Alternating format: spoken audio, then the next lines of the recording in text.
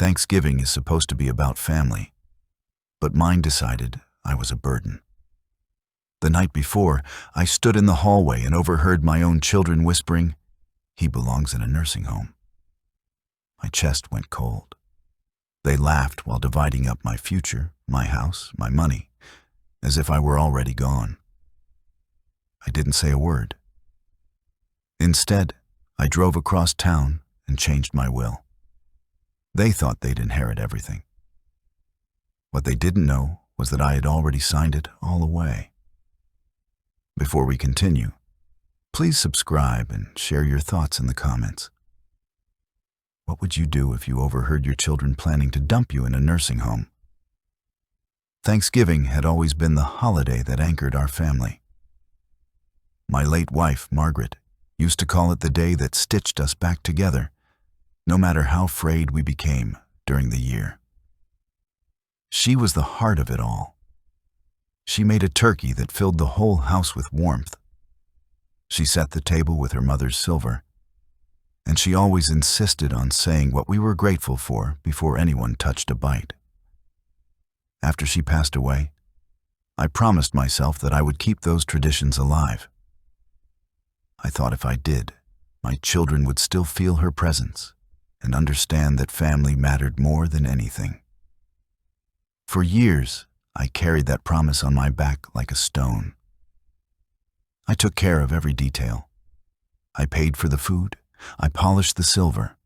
I made sure Margaret's cranberry sauce recipe was on the table, even though my version never tasted quite as sweet as hers. I kept the old rituals alive, even when Emily and Jason seemed less interested. They would come, yes, but the sparkle in their eyes faded as the years passed. They ate the food, they smiled for the photos, but I always sensed that their hearts were elsewhere. This year, I noticed a change before the holiday even began. Emily called and said she was not sure about Thanksgiving, her tone clipped, her words vague. Jason muttered something about his in-laws possibly hosting. I tried to brush it off. Families grow, obligations shift, I told myself. Still, the silence that followed was louder than anything. For the first time since Margaret's death, I wondered if my children were planning to leave me out. On the night before Thanksgiving, the house was too quiet. The grandfather clock ticked loudly in the hallway, its steady beat filling the empty spaces where laughter used to live. I made myself a simple dinner, washed the plate alone, and poured a glass of water before heading to bed. It was around 10 o'clock when I realized I had forgotten to check the porch light. I started toward the door, and that is when I heard it. At first, I thought I was imagining things, but then I recognized their voices, Emily and Jason. They were upstairs, in the guest room, speaking in low tones. My heart lifted for a moment. I thought maybe they had surprised me, arrived early to help with the preparations like in the old days. I crept closer to the staircase, smiling to myself, but the words that reached my ears froze me in place. "He belongs in a nursing home," Emily whispered. Her voice carried no concern, only calculation. Jason gave a short laugh. "You are right. He cannot keep living like this. He is bound to hurt himself sooner or later. He nearly left the stove on last month." The blood drained from my face. Yes, I had left a burner on one evening, but I had caught it in time. That single mistake had been twisted into proof that I was incapable of living my own life. Emily's tone sharpened. "The sooner we get him out, the sooner we can deal with the house. It is ours eventually anyway." Jason's reply was crueler than any blade. "Once he is settled somewhere, we can sell the house. That is 600,000 easy. We can split it right down the middle." I felt the railing bite into my palm as I gripped it. My chest tightened as though someone had pressed a weight upon it. They were not worried about me, not truly. They were not thinking about safety or dignity.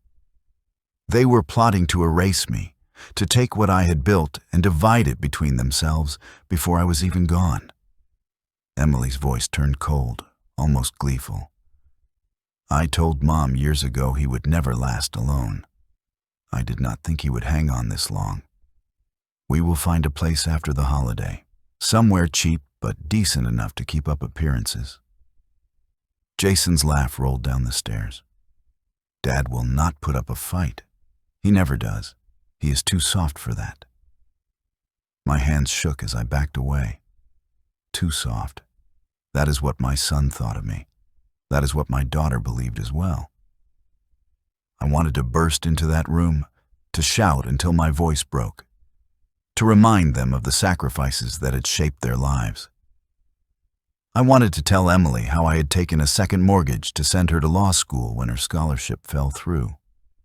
I wanted to remind Jason that I had worked double shifts to pay for the wedding he insisted must be perfect, a wedding that drained me for years afterward. I wanted them to remember the times Margaret and I had gone without so they could have what we never did. But I did not open that door. I did not give them the satisfaction of knowing I had heard. I turned away, my legs heavy, and made my way back to my room. My breath came hard, but my mind was sharper than it had been in years. At my desk sat the drawer where Margaret and I kept our most important papers.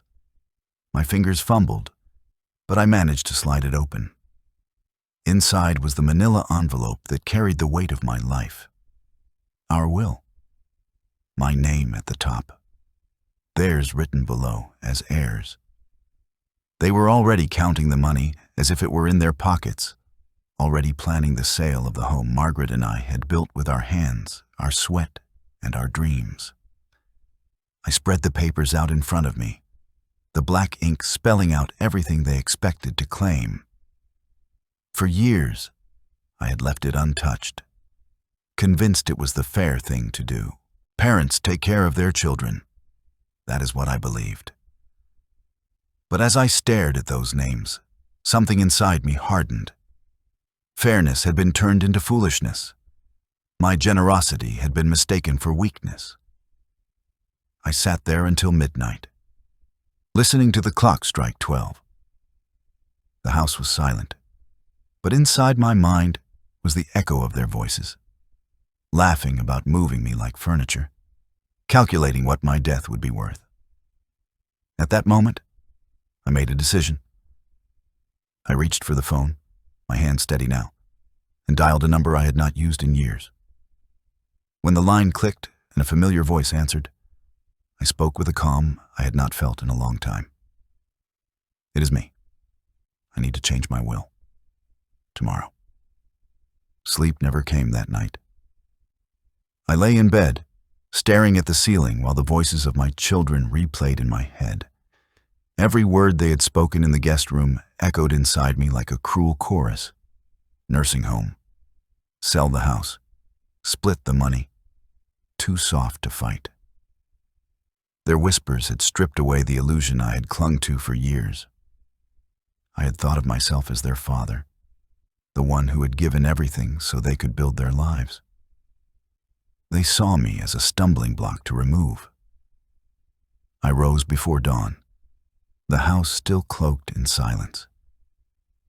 My feet found the familiar creak in the hallway, the same floorboard Margaret used to warn me about when we tiptoed past Emily's nursery.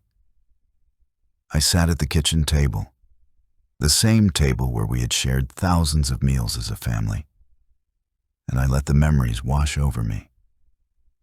I remembered the spring when Emily's scholarship was revoked. She had worked so hard for that spot in law school, and losing it had crushed her. She came home with tears streaming down her face, convinced her dream had ended before it began. Margaret had looked at me with worried eyes, and without a word, I knew what I had to do. That very week, I met with the bank. I signed the papers for a second mortgage, even though the loan officer hesitated. "Mr. Turner, you are putting yourself under a lot of strain." he warned. But what was strain compared to my daughter's future? I worked nights on top of my regular hours, sometimes falling asleep at the dinner table. When Emily graduated, she hugged me and said she would never forget what I had done.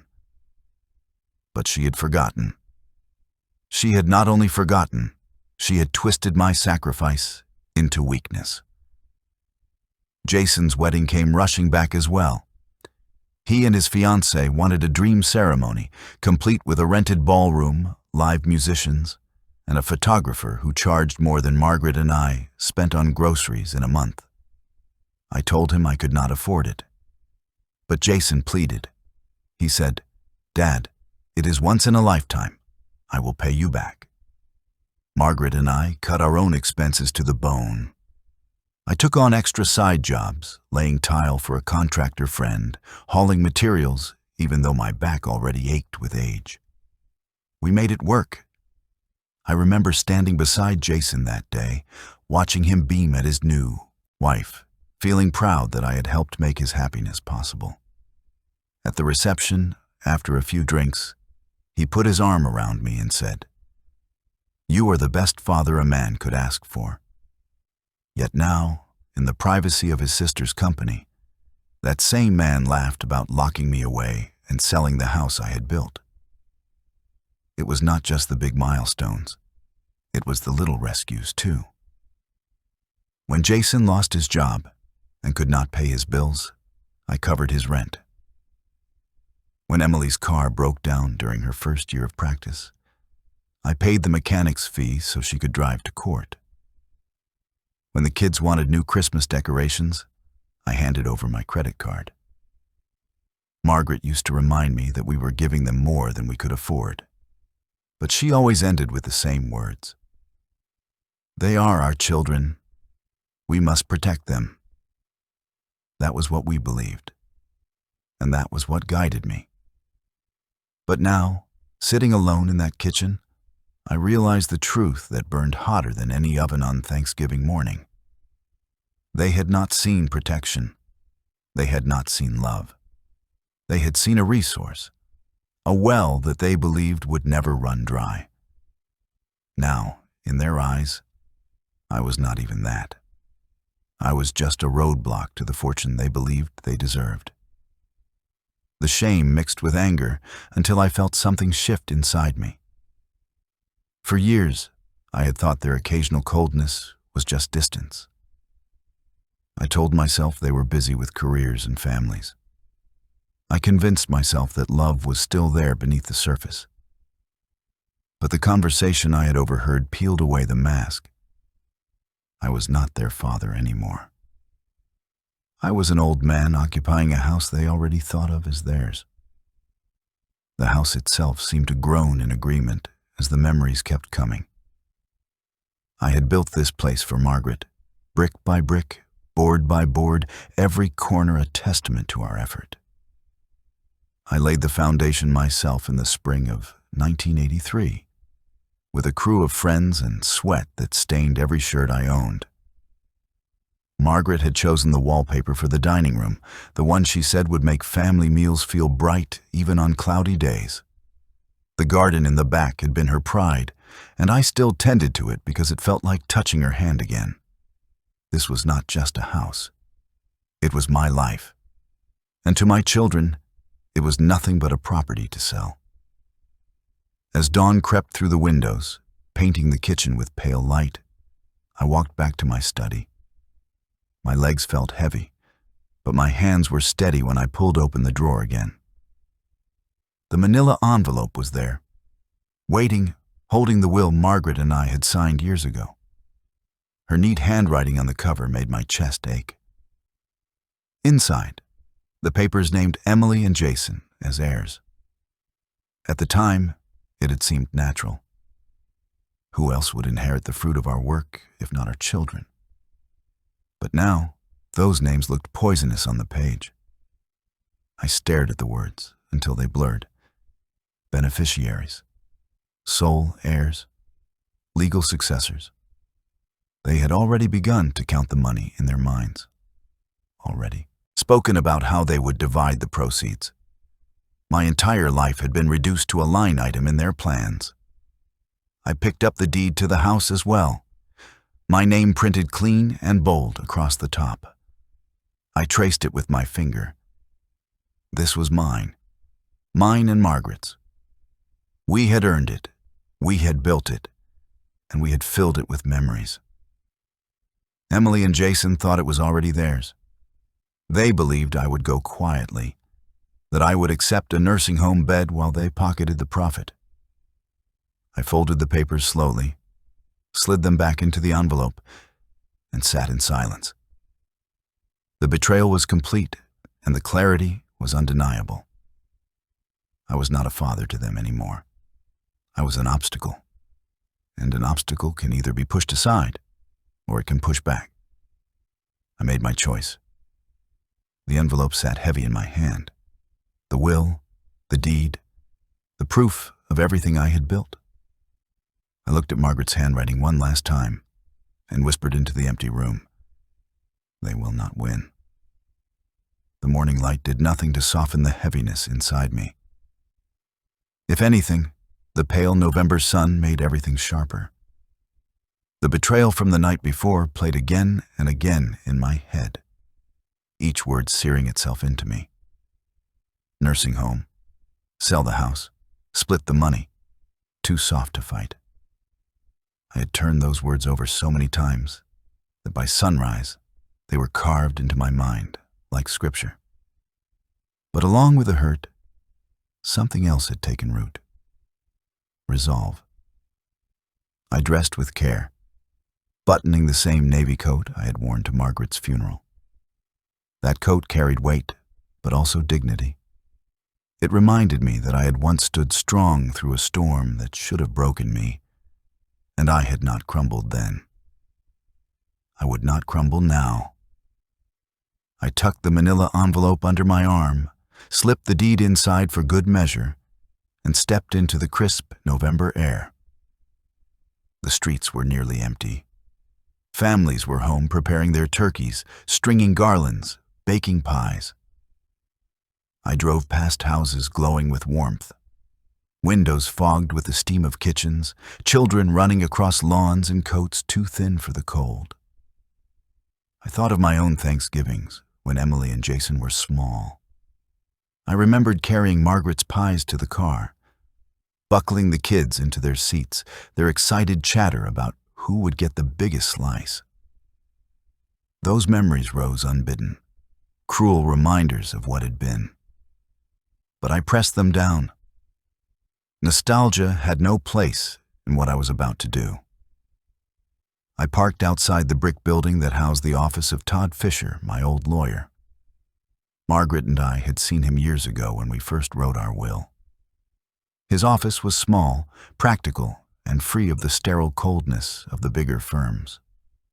He was a man who dealt with families like ours, with lives like ours, not just numbers on a page.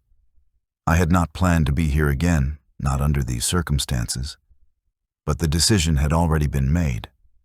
Inside, the receptionist's desk was empty, just as I expected. It was the day before Thanksgiving, after all.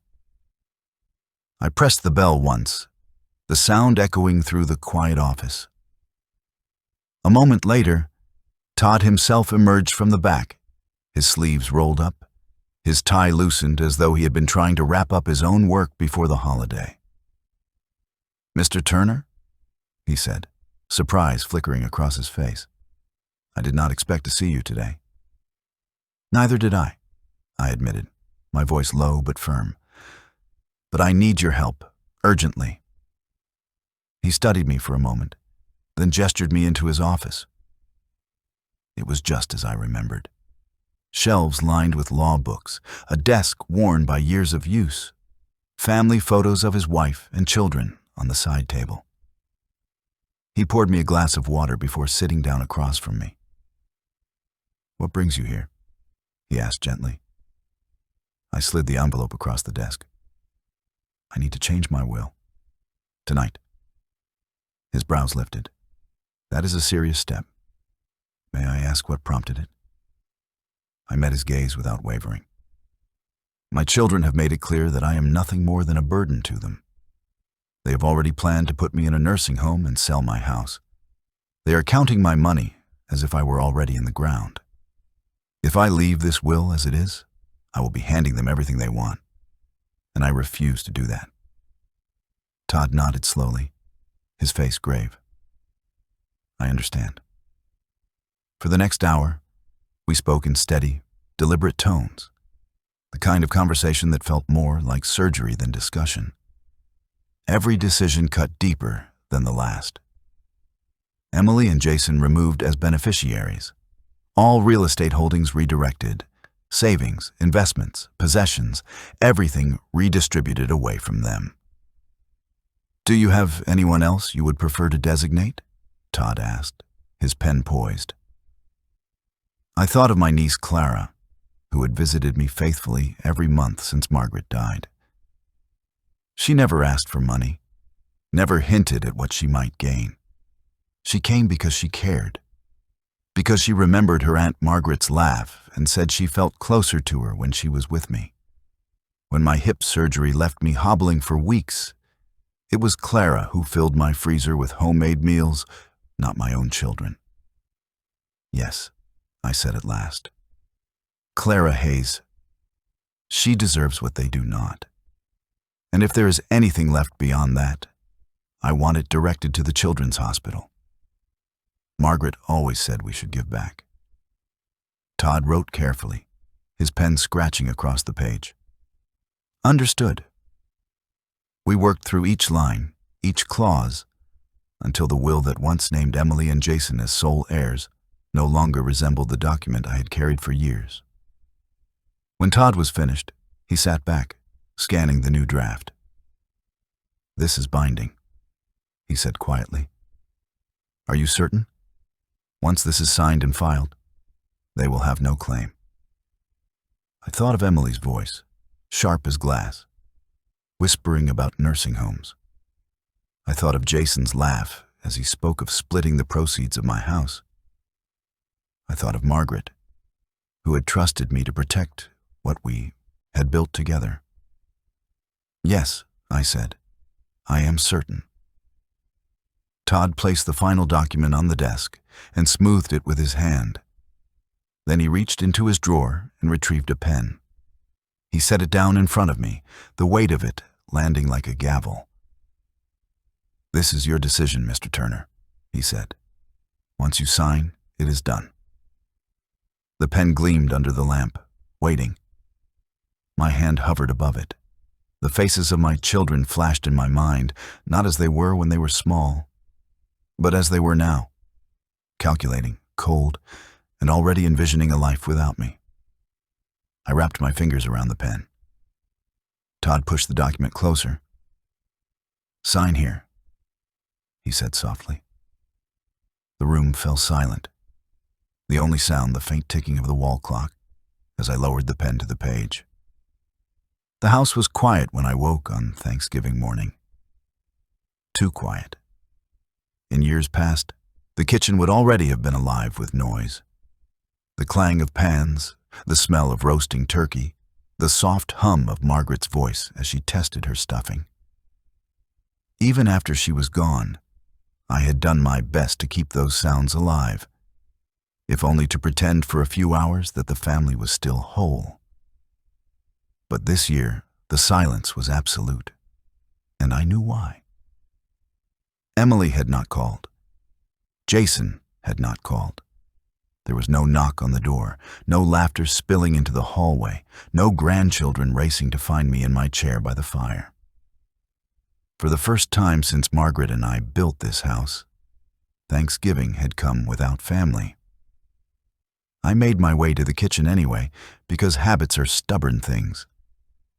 I pulled the old roasting pan from the cupboard, but as I stood there with it in my hands, the futility of the gesture hit me. Who was I cooking for? Myself? A bird big enough for 10 people would be wasted on a table set for 1. I put the pan back and settled instead for scrambled eggs, toast, and a single mug of coffee. As I ate, I stared at the empty chairs around the dining table. I remembered Emily sitting at that table in her cheerleading uniform, asking for help with math homework. I remembered Jason slamming his books down after school, furious at some coach, only to calm when Margaret served him a slice of pie. I remembered Thanksgiving evenings, when the table was covered in plates licked clean, wine glasses half full, and the air thick with laughter. Those images burned more than the hot coffee sliding down my throat. Still, beneath the ache was something else, a steady calm that had not been there before. Because while they were gathered somewhere else, probably at Emily's or Jason's in-laws' house, pretending that I did not exist, I knew the truth. The inheritance they assumed was waiting for them had already slipped from their grasp. The house they thought would become theirs was legally out of reach. The savings they were already dividing in whispered conversations now belonged to someone else. The day stretched on slowly. I tried reading the newspaper, but every article blurred together. I tried turning on the television, but the sight of holiday specials, families gathered around their tables, was more than I could bear. I ended up in the living room with Margaret's photo in my hand. She smiled back at me in her wedding dress, the same smile that had carried me through decades of struggle. "They think I am weak, Margaret," I whispered to her picture. "But I am not. Not anymore." By afternoon, the loneliness pressed hard on my chest. I boiled a pot of potatoes, mashed them with butter and salt, and forced myself to eat, though I tasted nothing. Outside, the neighborhood glowed with the warm lights of family dinners. Cars crowded driveways. Music floated through open windows. I was alone, but I clung to the knowledge that my children's imagined future was already unraveling, whether they knew it or not. Evening fell, and with it came the faint buzz of my phone on the counter. For a moment, I thought perhaps they had remembered me. Perhaps Emily would call, apologize, say there had been a mistake. But when I checked the screen, it was just a voicemail notification. No missed call from Emily, no call from Jason, just a recording. I pressed play. It was Emily's voice, cheerful, almost giddy. In the background, I could hear laughter, clinking glasses, the unmistakable hum of a family gathering. Not my family, not my table. Her words cut like ice. "Jason, can you believe it? This house will be ours soon. Dad cannot hold on to it forever. Just imagine next year. Thanksgiving here, in this house, finally ours. We can knock down the wall between the kitchen and the dining room, make it open concept. Oh, and the garden, I will tear that out. Too much work." There was more laughter, Jason's voice joining hers. "Yeah, once he has moved into a care home, we will finally have some freedom. No more worrying about his bills, no more sacrifices, just us." The voicemail ended abruptly, but the damage was done. My legs gave way, and I sank into the chair beside the fireplace. The garden she had spoken of tearing out was Margaret's garden, the one she had tended with her bare hands. Every rose bush, every tulip bed had been planted by her. And my son spoke of me as though I were already locked away, as though my only purpose was to make way for his freedom. I sat there for a long time, listening to the faint hum of the refrigerator, the ticking of the clock, the silence of a house stripped of laughter. My children had forgotten me. They had celebrated without me. They had already planned a future where I was gone. But they had forgotten something. The papers were already signed. The ink was already dry. The house, the savings, the legacy they toasted over wine would never belong to them. And when they discovered that truth, when the laughter turned to silence, I would be there to watch. I replayed the voicemail once more, letting every word etch itself into my memory. Emily's voice echoed through the room. "This house will be ours soon." I smiled for the first time that day, because she could not have been more wrong. The Monday after Thanksgiving, Emily called. Her voice carried that forced sweetness she used when she wanted something. The same tone she had used as a teenager when she begged for new clothes or a bigger allowance. "Dad," she began, "we missed you so much at Thanksgiving. It felt strange without you here." I nearly laughed. Missed me? I had spent the entire holiday staring at an empty table while she toasted her future inside someone else's dining room. But I kept my voice steady. Yes, it was strange. She did not bother with much small talk. Within minutes, she reached the real purpose of her call. "Jason and I have been talking. We think it is time you considered moving somewhere. Safer. You know, a retirement community. Somewhere with staff who can help you. It would give us peace of mind." There it was, the script I had overheard the night before Thanksgiving, now spoken directly into my ear. "Safer," I repeated. "You mean a nursing home?" She hesitated for only a second before answering. "Well, yes, but a nice one. You deserve comfort, Dad. You should not be cooking and cleaning all on your own anymore. Imagine not having to worry about grocery shopping or mowing the lawn." I let her speak, her words flowing like syrup over poison. What she described was not freedom for me. It was freedom for her and Jason.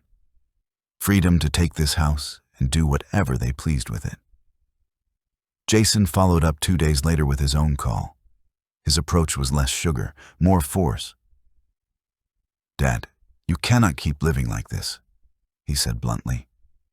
"It is not safe. We have already started looking at places. Emily found a facility with a courtyard, private rooms, the works. You will be taken care of." "I am already taken care of," I said evenly. "By who?" he shot back. "You live alone. You forget things. You left the stove on." "One time," I corrected. "One time is enough," he snapped. "You are lucky the house did not burn down. You are lucky you did not hurt yourself." His words were sharp, designed to cut into my pride, to make me doubt myself. Once, they might have worked. But now, every insult only reminded me of the paper signed and sealed in Todd Fisher's office. "Jason," I said quietly, "do not mistake one mistake for weakness." He sighed heavily. "Look, Dad, this is happening whether you like it or not. You need care, and we are going to make sure you get it. Trust us. We know what is best." Trust us. The irony nearly made me laugh aloud. The days that followed became a steady drip of pressure. Emily sent brochures in the mail for independent living communities.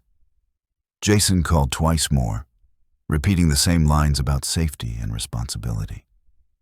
They framed it as love, but I could hear the impatience under every word. They were not trying to care for me. They were trying to clear the board so they could collect their prize.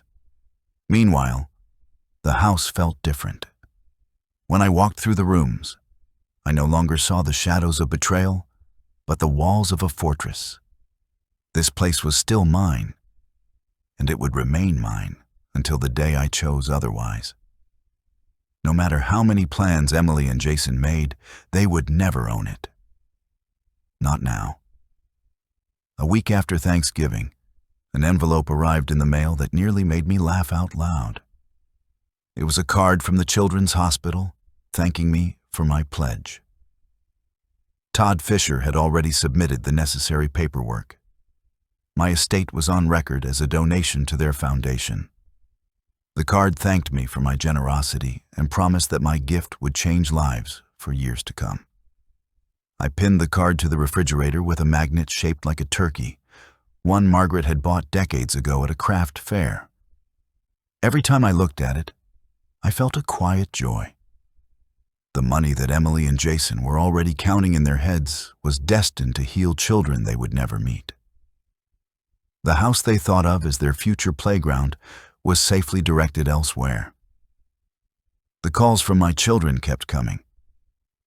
Emily tried guilt. "Dad, do you know how stressful this is for us? Jason and I cannot sleep at night worrying about you." Jason tried anger. "You are being selfish. You are making this harder than it needs to be. Why are you fighting us?" I listened. I nodded. I gave vague answers. Let them think they were winning. Let them believe they were steering the ship. They had no idea the iceberg was already beneath the waterline, waiting.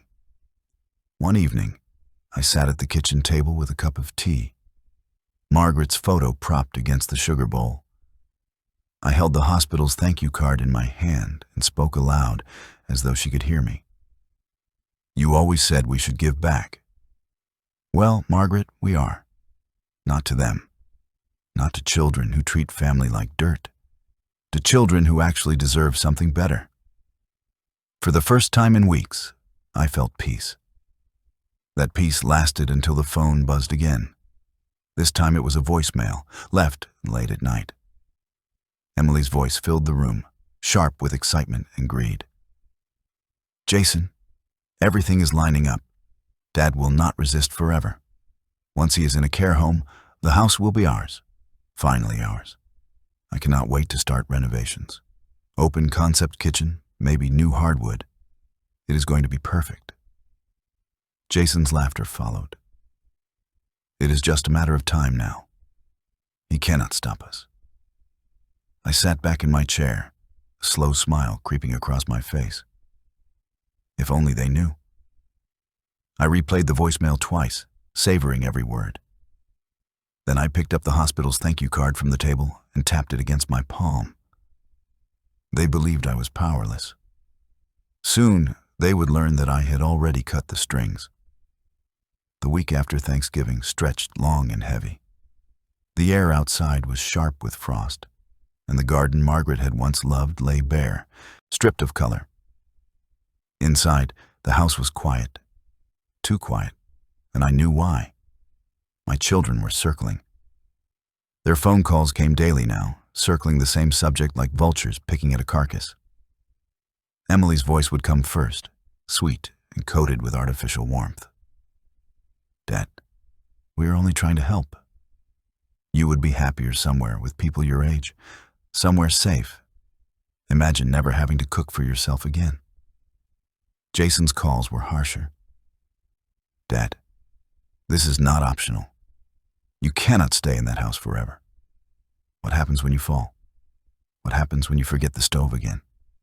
You will not survive on your own." I listened. I murmured vague replies. I let them think their words carried weight. But inside I smiled.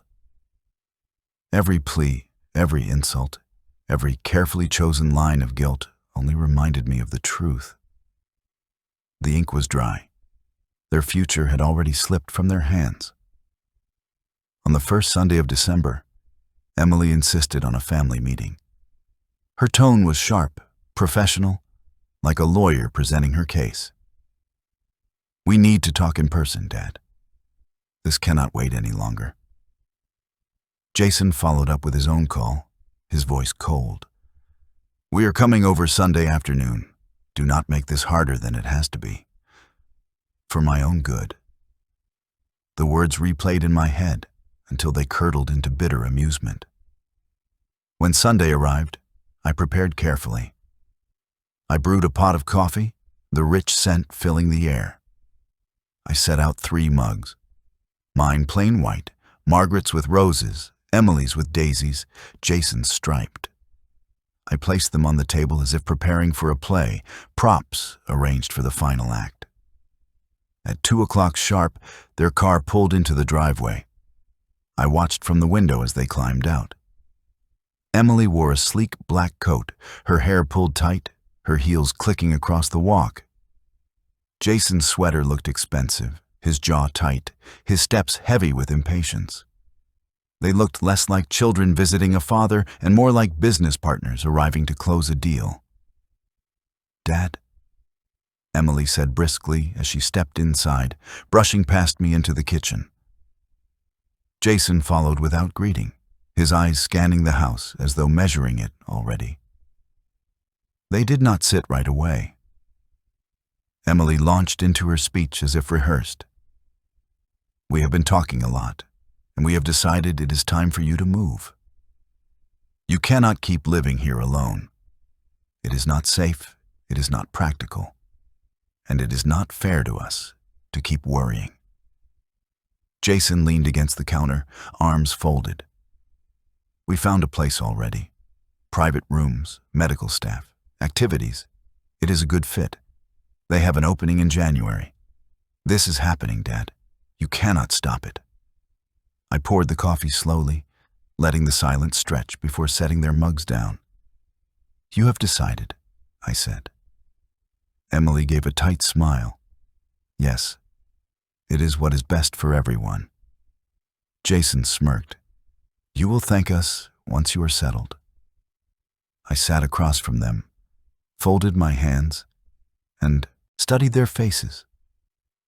Emily's eyes were sharp, calculating. Jason's were restless, flicking toward the walls, the ceiling, the corners of the house he already considered his. "So," I said calmly, "you want me in a home, and you want this house sold." Jason grinned, as though I had finally come around. "Exactly. It makes sense." Emily reached across the table, resting her manicured hand on mine. "Dad, this is not about money. It is about you. We just want to take care of you." Her skin was soft, but her eyes betrayed her. I had raised her. I knew that look. It was not concern. It was hunger. I let the silence hang until she pulled her hand back. Then I spoke, slowly, deliberately. "You will not be selling this house." Jason blinked, then barked a laugh. "Of course we will. Once you move out, what else would we do with it?" Emily tilted her head, her smile brittle. "Dad, you know you cannot keep this house forever. Be reasonable." I glanced toward the refrigerator. The Children's Hospital thank you card still hung there beneath the turkey magnet. Margaret's magnet. I turned back, my voice steady. "You are mistaken. You will never sell this house. You will never see a penny from it. Not the house, not the savings, not anything." The words dropped heavy, like stones breaking the surface of still water. Emily's smile vanished. "What are you saying?" Jason straightened, his smirk gone. "What do you mean, never?" I folded my hands tighter. "I changed my will 2 weeks ago. You are no longer my heirs. Everything I own, the house, the savings, the investments, will not go to you." The silence was so sharp I could hear the hum of the refrigerator. Emily's mouth opened and closed like a fish, words failing her. Jason's face reddened, his fists clenching on the table. "You did what?" Emily finally hissed. "I changed my will," I repeated, letting each word cut. "I heard you both. The night before Thanksgiving, whispering about nursing homes, about selling the house, about splitting the money. I heard every word, and I decided you would not be rewarded for treating me like a burden." Jason shoved back his chair, the legs scraping loudly. "You cannot do that." "I already have." His fists slammed against the counter. "That money is ours. That house is ours. We earned it after everything we put up with from you." The laugh rose from me, bitter but free. "You earned it? You mean the tuition I paid for Emily? The second mortgage I took so she could finish law school? The wedding I worked nights to pay for? The rent, the cars, the handouts? Those were my sacrifices, my gifts. And now you call them yours?" Emily's face twisted. "We are your children. Who else would you leave it to?" To someone who deserves it, I said. To someone who remembers what family means. Their voices rose together, anger spilling over the walls. Emily accused me of betrayal, of abandoning them.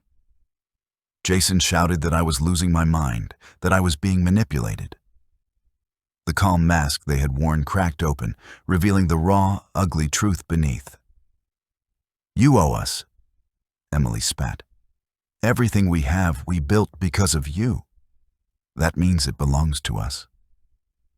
I shook my head. Number everything you have, you built because of me. That means it belongs to me. And I will decide where it goes. Jason leaned across the table, his face inches from mine, his voice trembling with rage. You cannot do this to us. I held his gaze, unblinking. You already did it to yourselves. The room was filled with their shouts, their insults echoing through walls that once held laughter. Jason slammed his fists again, rattling the mugs on the table. Emily's voice broke, rising to a shriek. You cannot do this to us, she screamed, her face blotched with fury. The words rang through the house like a curse, sharp and final. And as Emily's scream echoed in my ears, I saw in her eyes the terrifying truth. They were not done fighting. The house was quiet the morning after the blow-up, but it did not feel empty. It felt like it had taken a deep breath and chosen to stand with me. I walked the hallway slowly, running my hand along the pictures Margaret had framed years ago. Emily at 4, clutching a stuffed rabbit. Jason at 8, a gap in his smile where a tooth used to be. I had loved those children with my whole heart. Love was not enough to make them good stewards of what I had built. Love did not excuse what they had said or what they had planned. I stood in the doorway to the garden and watched frost steam away from the soil as the sun found it. Margaret's roses looked like they were holding their breath under the cold. I promised them I would keep them safe. The first consequence arrived before noon. A lawyer I did not know left a polite voicemail on behalf of my children. The tone was smooth, practiced, not unkind. He said he understood there had been a family misunderstanding. He said Emily and Jason wished to clarify intentions around my living situation and the future of the house. He suggested a meeting. I sat at the kitchen table and listened twice just to hear the words that were not spoken. Clarify meant undo. Meeting meant pressure. I called Todd Fisher and forwarded the voicemail. He told me to sit tight. He had already filed the new will and the trust documents. The beneficiary designations were updated on my accounts, and the deed had been assigned to the trust with me as trustee for the rest of my life. He reminded me of the no contest clause we added. If Emily or Jason tried to challenge, they would receive a formal letter explaining that a challenge would disinherit them from any contingent bequest that remained. There was not much left for them to lose, but I took comfort in the language. I was done being cornered. Word travels in a town like ours, even when no one speaks aloud. Emily stopped calling for 2 days after the confrontation. Jason sent one text that contained a single line. You will regret this. I put the phone down and went outside to rake leaves. The pile crackled under my boots. When my back began to complain, I leaned on the rake and watched a boy from 3 doors down ride his bike in crooked circles. His mother waved. She asked if I needed help with the leaves.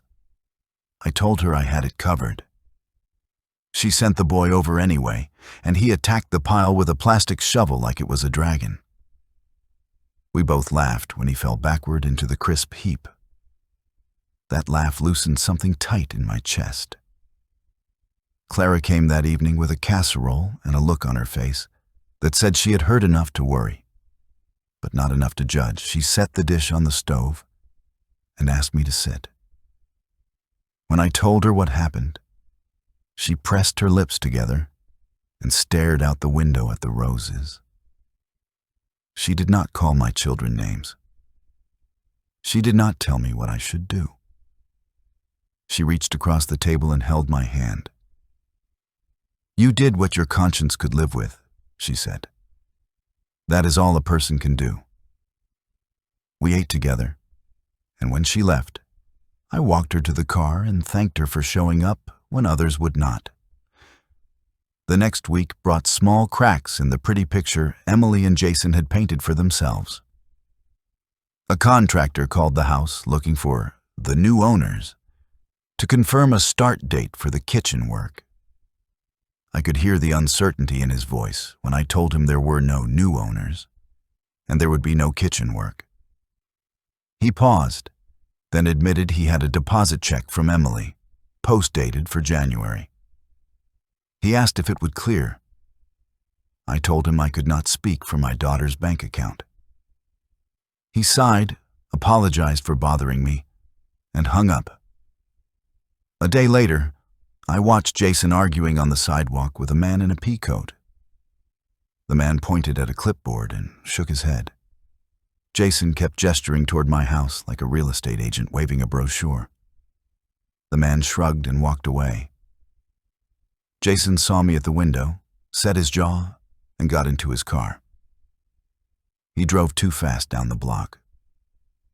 On the second Friday of December, a certified letter arrived. It was a formal request from my children's lawyer for a capacity evaluation and a copy of my current estate plan. Todd smiled when he read it. He sent a professional reply, attached a letter from my doctor confirming that my cognitive tests were just fine, and included a copy of the no contest clause. He did not include the trust schedule. That part belonged to me. He asked their lawyer to direct all further communications to his office. I placed the envelope in a drawer with Margaret's holiday cards and the recipe for her cranberry sauce. I told the drawer silently that I was not afraid. Emily called that night, not with sugar, but with vinegar. She said I had embarrassed her. She said I had painted her as greedy when she was only trying to help. I kept my voice calm. I told her I had heard her exact words that night in the guest room, that I had replayed her Thanksgiving voicemail enough times to memorize it. I told her I would not argue about facts. She asked me if the house could at least be promised to her children someday, so that the family line would keep something of me. I told her the family line existed in memories, not title records. She told me I was cruel. I told her I was tired. The hospital called me a week later. They asked if I would like to tour the pediatric wing and see what my gift would support when the time came. I said yes. I walked clean hallways that smelled faintly of soap and lemon. I saw tiny hands gripping stuffed animals, parents sleeping in chairs, nurses moving with the kind of quiet skill that does not ask for praise. A doctor showed me a corner room they were turning into a family reading space. He said they had wanted one for years. He said my pledge made it possible. Margaret would have smiled at that. She loved reading to children who were scared of needles. On the way out, the volunteer at the desk pressed a paper star into my palm. Someone had written "Thank you" in marker.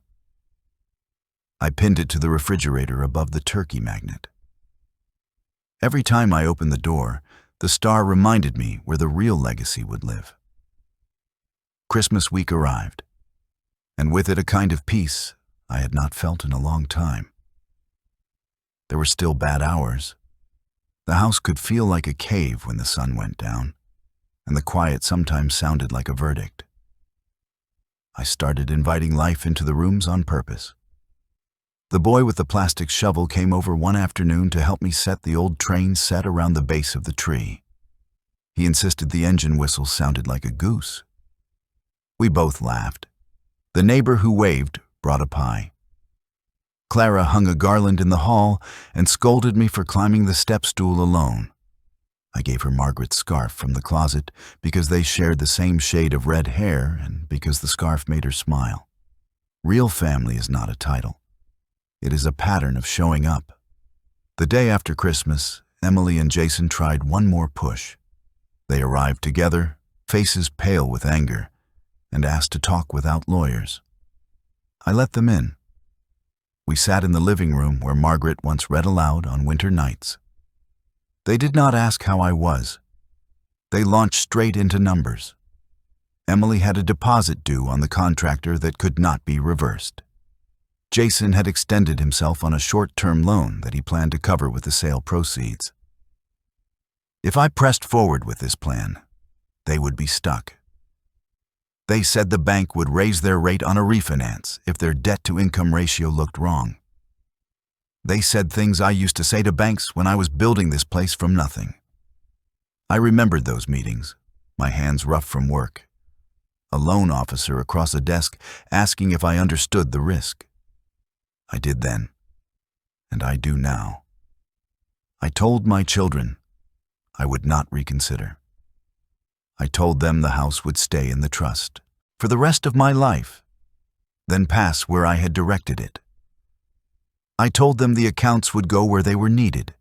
I told them I would not be moved. Jason called me stubborn. Emily called me ungrateful. Gratitude is not a one-way street. I asked them when they last came over to fix a broken hinge without expecting a check. I asked them when they last brought groceries because they wanted to, not because they wanted to inventory the pantry. They had no answer. Silence stalked the room for a long minute. Jason stood and paced. Emily stared into the tree lights like they could blink out a path. When they left, Emily put her hand on the front door and whispered that I had chosen strangers over my own blood. I told her blood is an accident. Character is a choice. January arrived with ice on the steps and something that felt like a new life. The hospital mailed a photograph of a book cart with a brass plate in the corner. The plate read, "Margaret's Corner." I taped the photograph beside her recipe card and spoke aloud so the empty house could hear me. "You would like that, my love." A week later, Clara and I took down the tree and wrapped the ornaments the way Margaret taught us. Tissue paper around the fragile ones, cardboard sleeves for the rest. The boy with the plastic shovel got the honor of pulling the train engine free and blowing the pretend whistle. I gave him a wide-eyed warning not to let the geese hear. My children's calls thinned. The tone shifted from command to calculation to a weary mix of both. I could hear the stress in Jason's voice when he asked if I might at least consider selling the car to free up some cash for him. I said no. Emily tried a new angle, offering to handle my pharmacy deliveries if I would agree to a trial month at a senior community. I thanked her for the offer and declined. The word no is a tool a parent should use sparingly but firmly. I was learning to use it late in life. Late is still good. There were consequences outside my walls, the kind that follow choices like shadows. The contractor sent Emily a notice that her deposit had bounced and that he would not hold the start date without certified funds. Her bank fees piled up because she had moved money around on promises. Jason's short-term loan came due, and he rolled it forward at a worse rate. One afternoon, I saw him on the porch of his house arguing into his phone. He did not notice me. He looked smaller than I remembered, like a man standing in front of a mirror he did not like. I did not feel triumph. I felt clarity. When a person builds a story around other people's pockets, the story collapses when the pockets close. February thawed the edges of the lawn. I spent an afternoon pruning rose canes the way Margaret taught me, cutting at an angle, wiping the clippers clean between plants. The work felt honest. Afterward, I sat on the low brick wall by the garden and watched clouds run across the sky like they had somewhere better to be. Clara joined me with 2 thermoses of tea.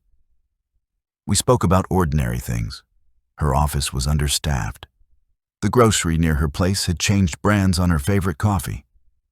The boy with the shovel had discovered baseball and was now in love with a scuffed mitt. Ordinary is a fine word. It makes space for breath.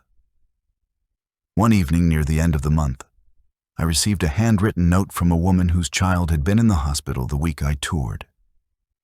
She did not know me.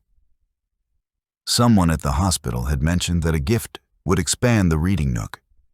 She wrote to say her daughter had spent an hour there while waiting for a scan, and for that hour she forgot to be afraid. The note closed with 4 words. "You mattered to us."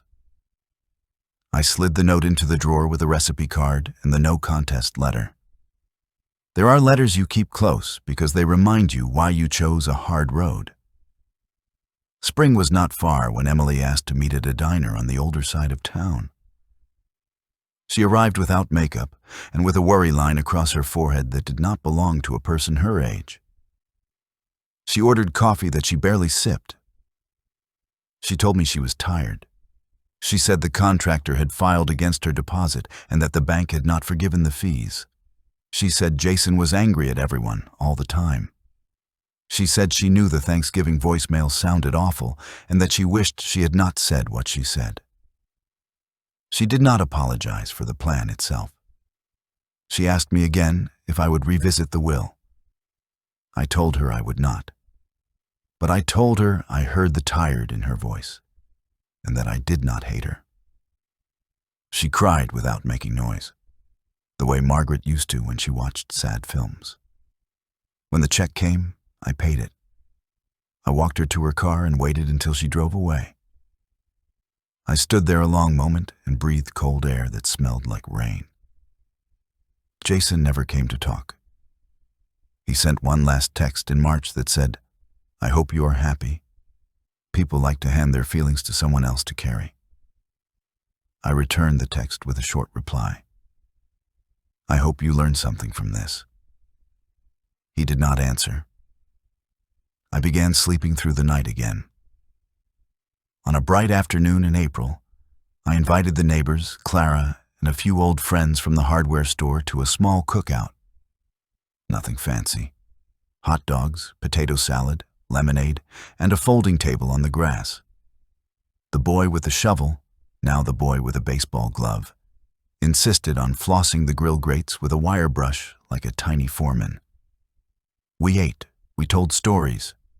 We passed around a photo album of Margaret in the garden with dirt on her cheeks. When the sun dropped low, I read aloud the brass plate from the hospital photo and said her name. People who loved me said her name back.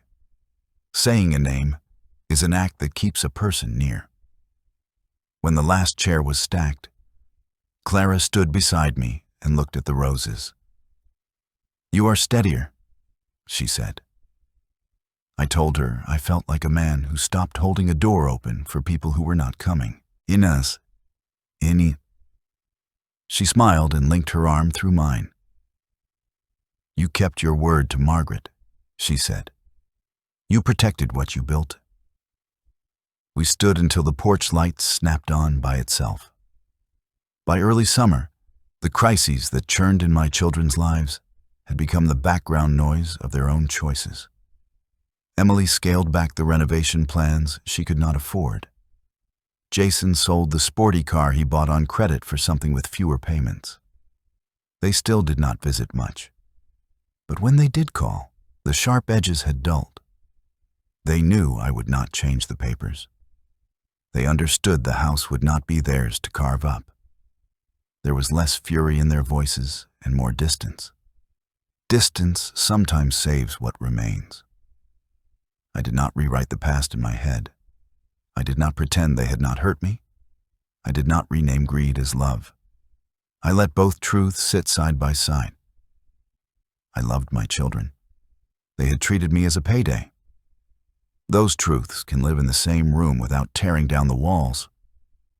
At the end of August, the hospital invited me to a small ribbon cutting for the reading nook. There were cookies and paper cups of punch. A few kids curled into beanbags with picture books that looked as soft as pillows. A nurse asked me if I wanted to say something. I told a short story about Margaret teaching our children to read on a rug by the sliding glass door, sunlight on the pages, her finger tracking each line. I said I hoped the Nook would make hard days softer for families who needed rest. That was all.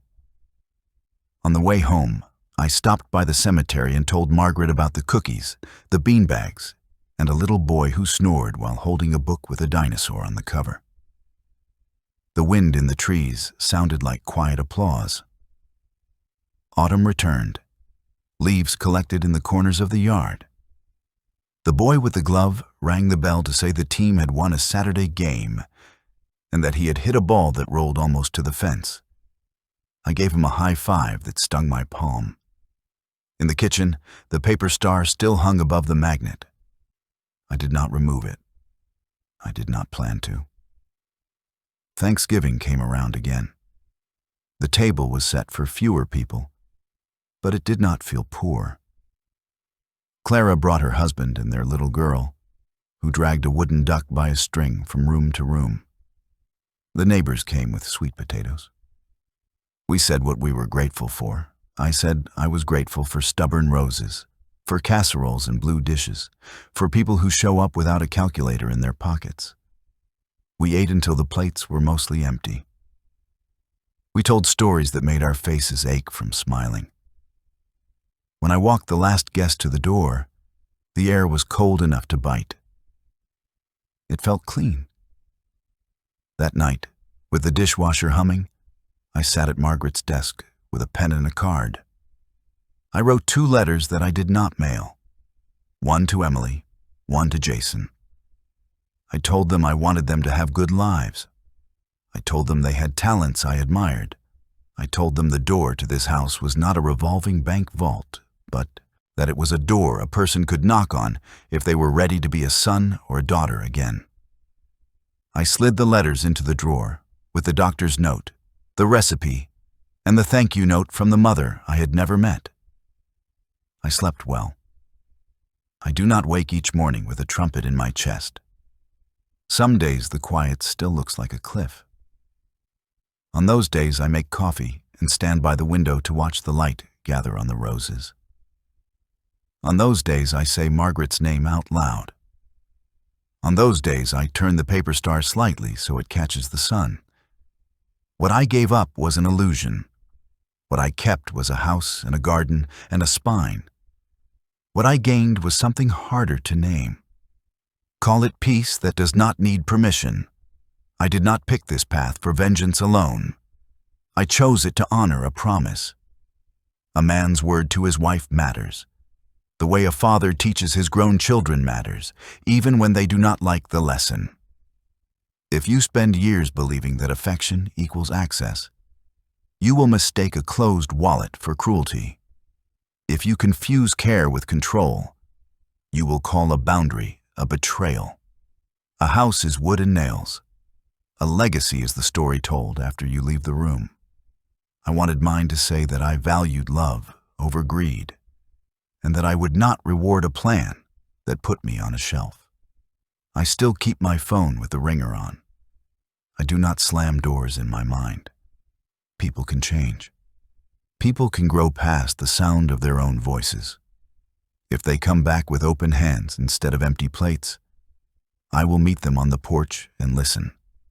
If they do not, I will tend the roses and pour lemonade for neighbors and slide one more picture of Margaret beside the turkey magnet. My heart can hold both hope and caution. It has learned how. When I lock the door at night, I hear the old house settle. It sounds like a friend pulling a quilt up over tired shoulders. I speak to it sometimes, the way a man talks to his dog when no one is around. I tell it we did all right. The floorboards do not argue. They creak in reply. A small nod, then quiet. If you like this story, subscribe and tell us about your thoughts in the comments. To hear the next one, click on the box on the screen.